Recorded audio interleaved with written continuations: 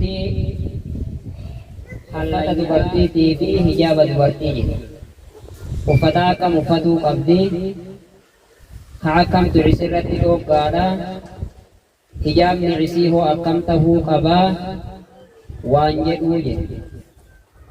tokkoffaan awwalan sifatu libaasi ashar'iyyi almuslimaa. Uffata kana jedhu dubartii kaafiraa yookaan nama dubartii kaafiraatti fakkaatu alatti baasee jira.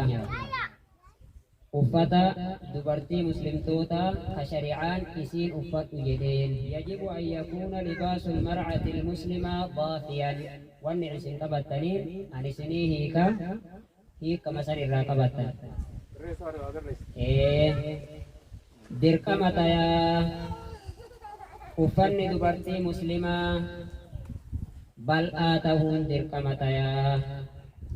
يستر جميع بدنها جميع جسمها كقام عيسي مرايو ويسو تقفان اسم الرجل راق سلام uffanni dubartii muslimaa bal'aa tahuun dirqama. Uffanni dubartii muslimaa bal'aa tahuun dirqama.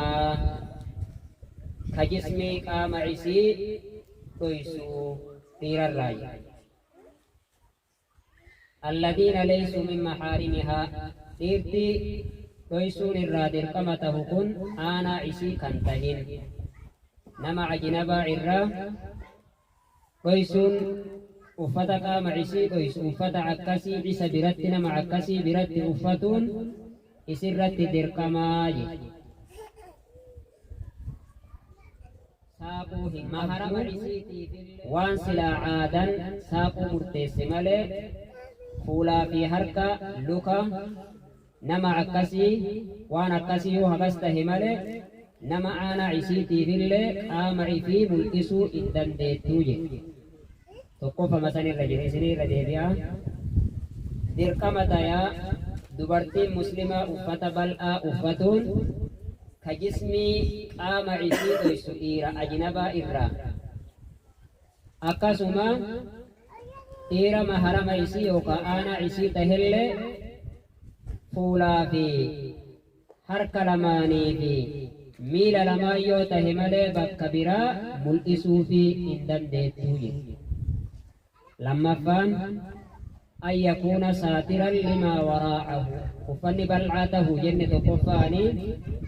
Lammaffaan ka qaama isii dhoysu tahuu qabaa. Bal'aa tahee ka keessan qaamni mul'atu tahuu hin qabuu jedhe. Laafa yookaan waan akka amma shiita jedhaniin kayoo isiin lafa gaaddisaa wahii keessa dhaabattu qaamni isii mul'atu ka akkasii tahuu hin qabu. Bal'ama tahee ka qaamni keessan hin mul'anne tahuu qabaa jedhe. Falaa yakuunu shafaafan ka akka mastaawatti yookaan bililee qaamni keessan mul'atu tahuu hin qabuu jedhe. Ka jismiin qaamni isii keessan mul'atu tahuu hin qabu jedhe. Lammaffaa isumarra jiraa beeka isinirra deebi. Uffanni sun sattaraa tahuu qabaa, dhoysaa tahuu qabaa, ka qaama isii hin mul'ifne. Lama sadaffatti taruu kiyya allaa yakuuna bayyiqan dhiphoo tahuu hin qabu jedhe. Uffanni sun dhiphoo tahuu hin qabu jedhe.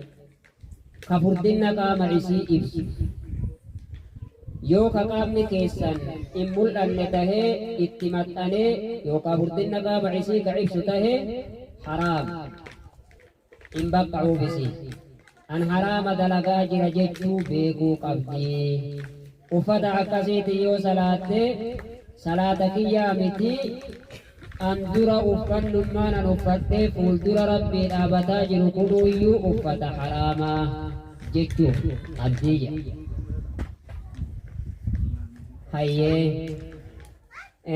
Kanarratti nabiyyiin rabbii alayhi salaatu wassalaam sinfaani min ahli naar gosti lama warra ibiddaa irraa hija'a.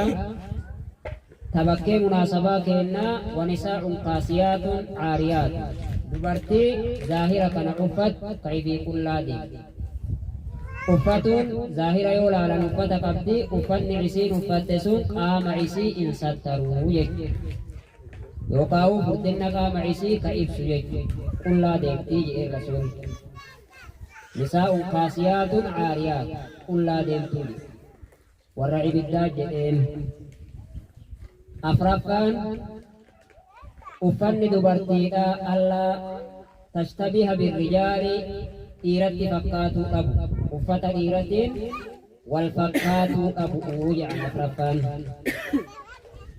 Uffata dhiiratiif ka dubartii garagaraa uffata dhiiraa dubartiin uffatuu hin qabdu yookaan uffata dhiiraa fakkaatu uffatuu hin qabdu yookaan uffatu taate haraama dalaydee jirtii jedha. Nabiyyiin Rabbi alayhi salaatu wassalaam لعن النبي صلى الله عليه وسلم المتشبهات من النساء بالرجال.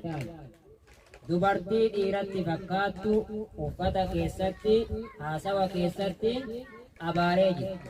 Abaaramtu yookaan uffanni kee uffata dhiiraa ka ta'u taate ati abaaramtu. Afran sanii